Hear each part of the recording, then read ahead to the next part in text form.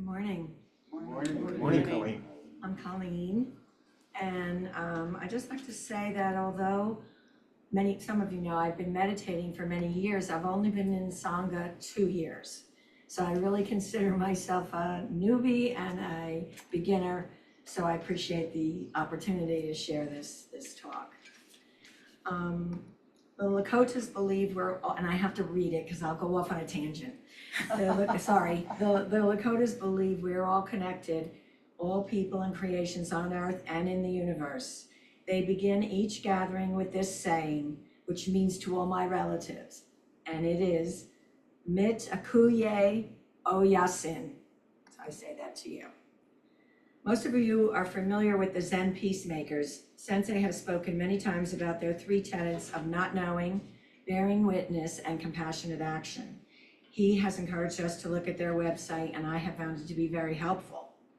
The Zen Peacemakers, Bernie Glassman, conceived of up-close and personal retreats to experience the tenets, especially bearing witness. The first and most famous of these are Auschwitz and the street retreats. Sensei himself participated in the street retreat and has spoken about it to our Sangha. I recently attended this Bearing Witness Native American retreat in July. It was not a meditation retreat or a session.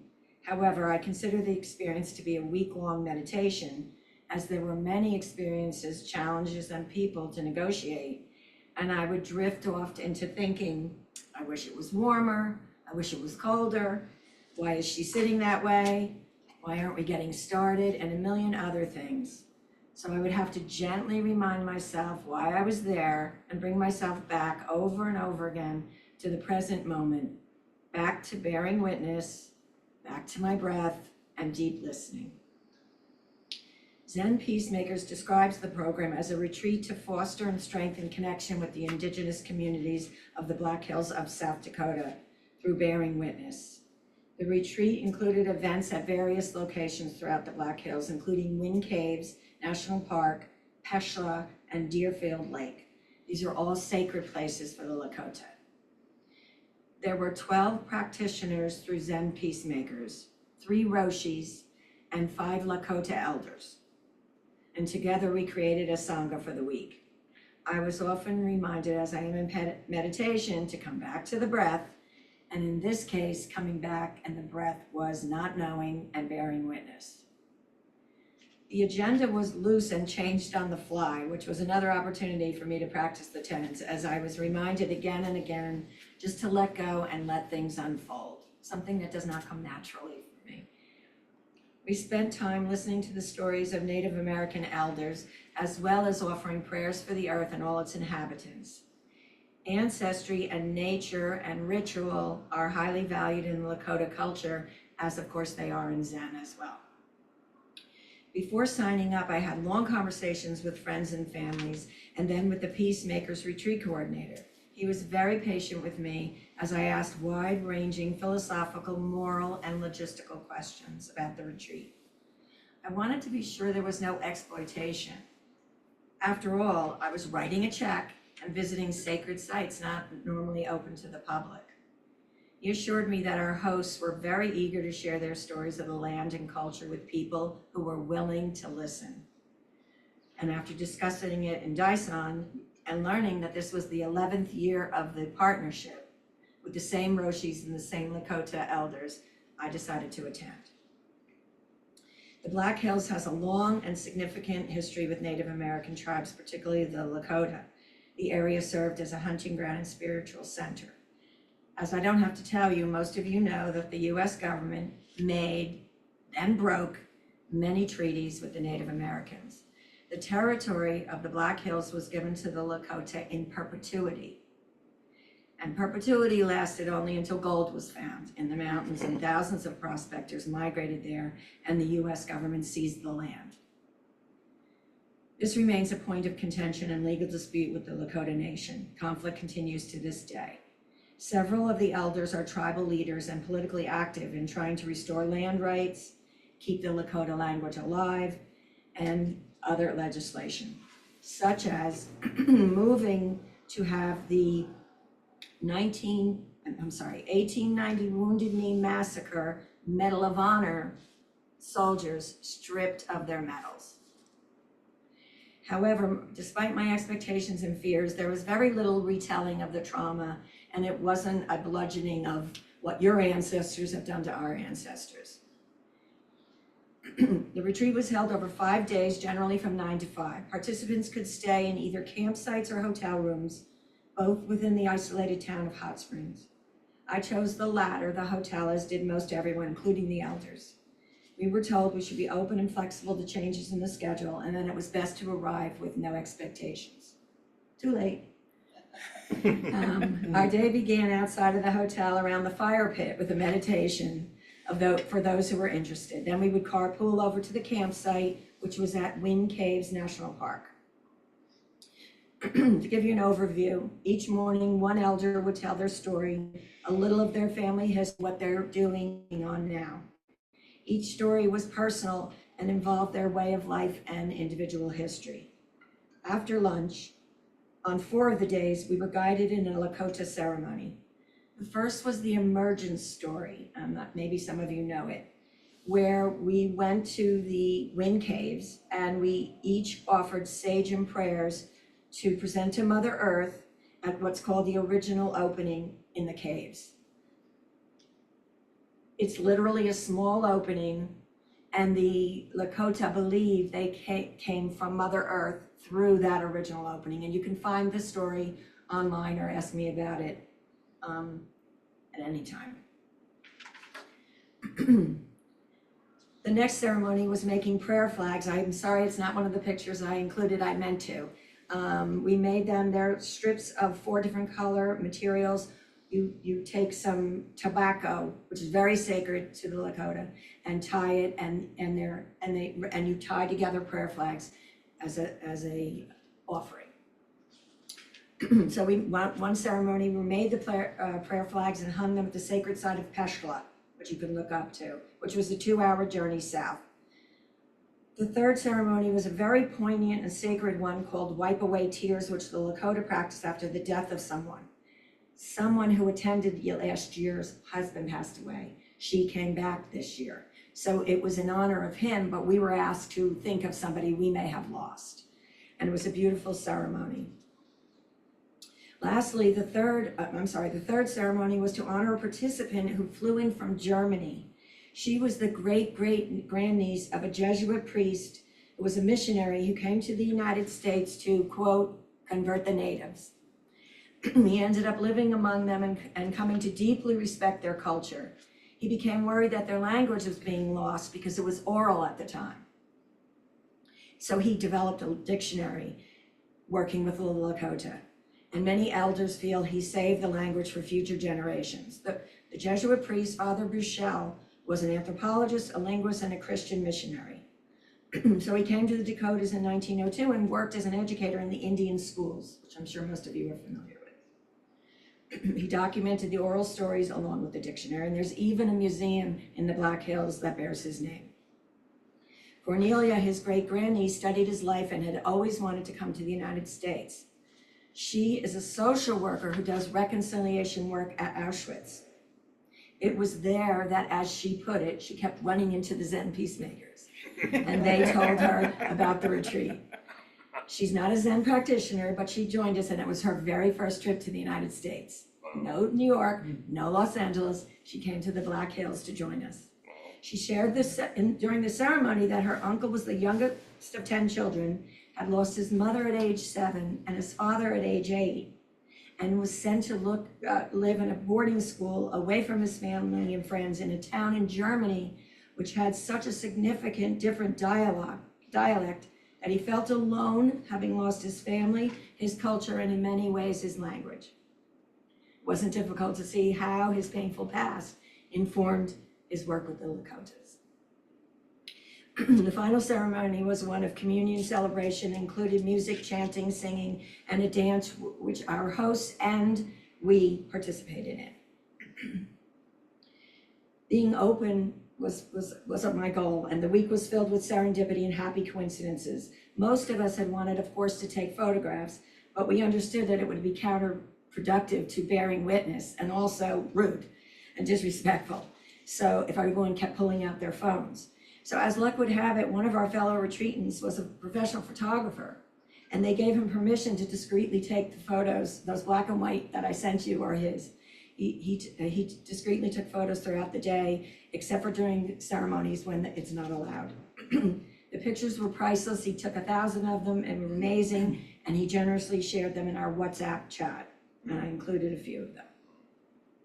So on a side note, we were free for dinner, and one night he shared hilarious stories of his days as the photo editor of the National Enquirer. Some of you remember the rag that busted Gary Hart, which he was part of. He was working with hookers and celebrity garbage scavengers until he decided to become a Buddhist. And then he refused an assignment to sneak into Ted Kennedy's AA meeting and take pictures, in which his boss said, "You've changed," and promptly fired him. So we were rolling. Only a few of us had cars, so we carpooled each day from a hotel to the campsite, where we would set up a circle for the day called a council. And I should mention here that we didn't have a sharing circle till the last day, the last thing we did. So it really was silent for us. We never shared.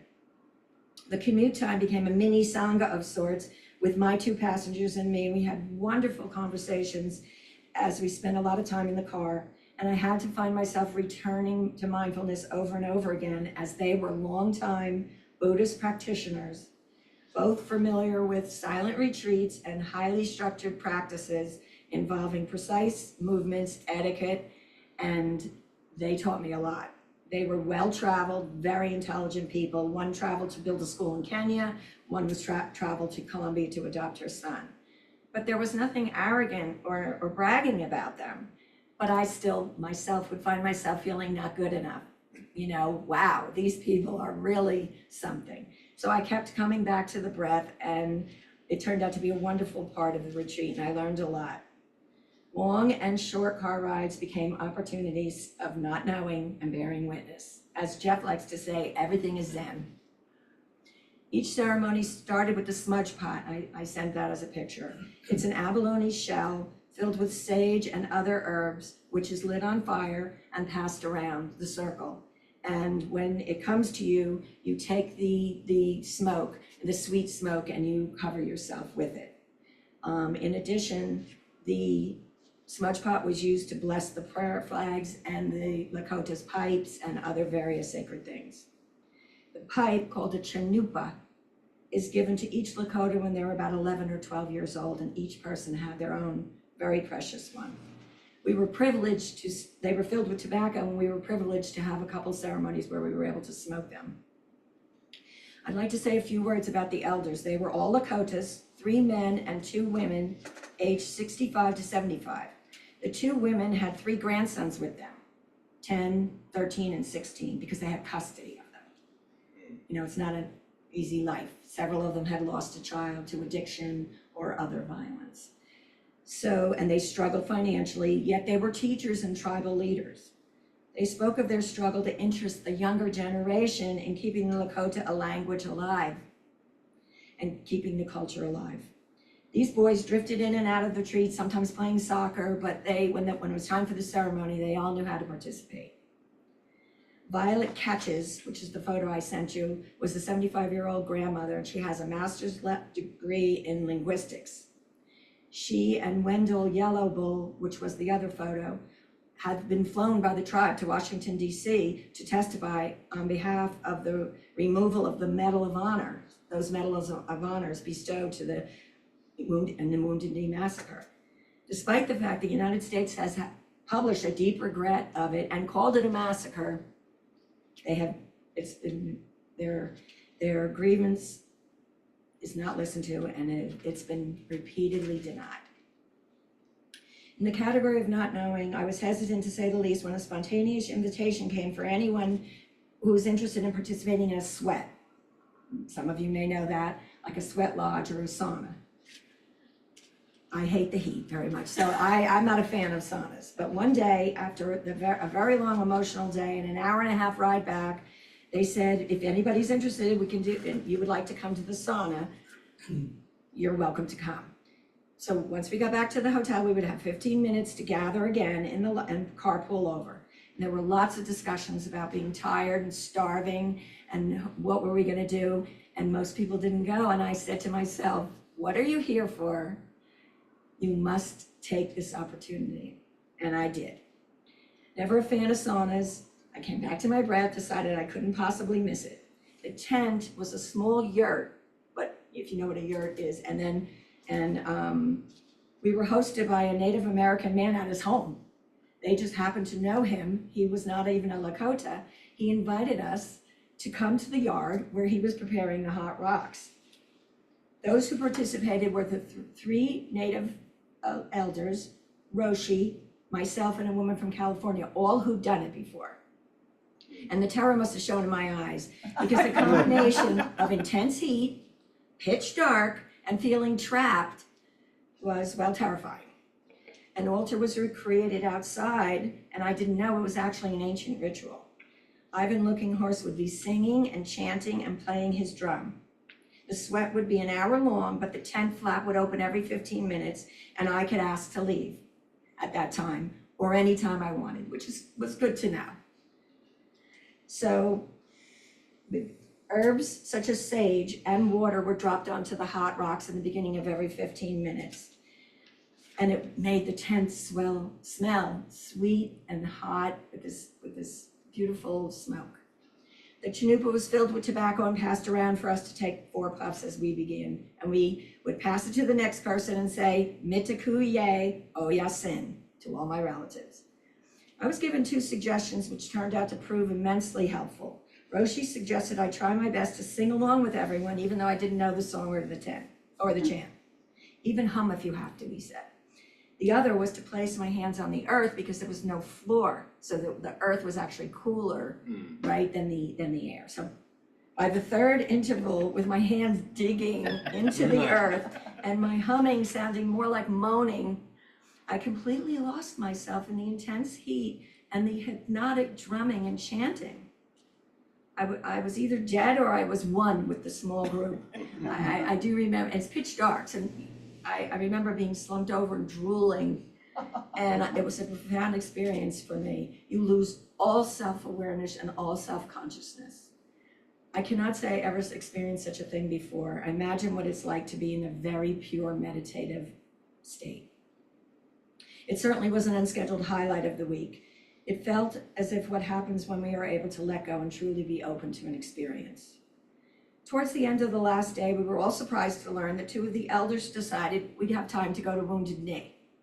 They asked if anyone would be interested, and what a privilege, everyone went. Everyone piled into cars. We headed to the Pine Ridge Reservation. Violet, whose great-grandfather was killed, and Wendell, whose great-grandfather survived as a 19-year-old boy, came with us and told the story of the massacre and showed us the site. About 300 Native American women and children were killed, so we hung our prayer flags and learned that oddly, none of the women and children have ever been recovered, the bones and the bodies. The soldiers came back and took their dead, and there's only 39 buried there.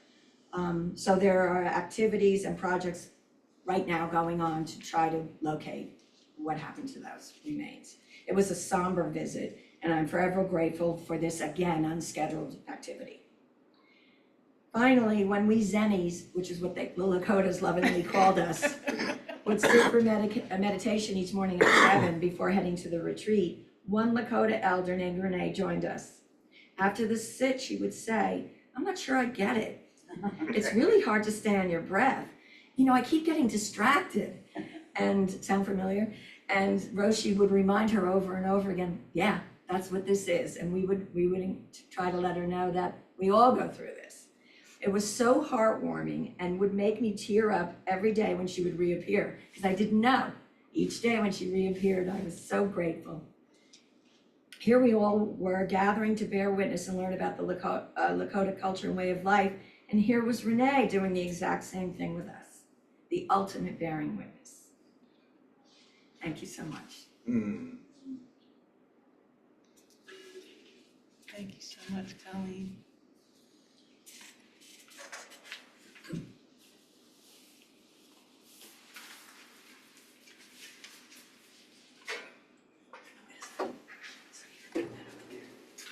I'm gonna sit down.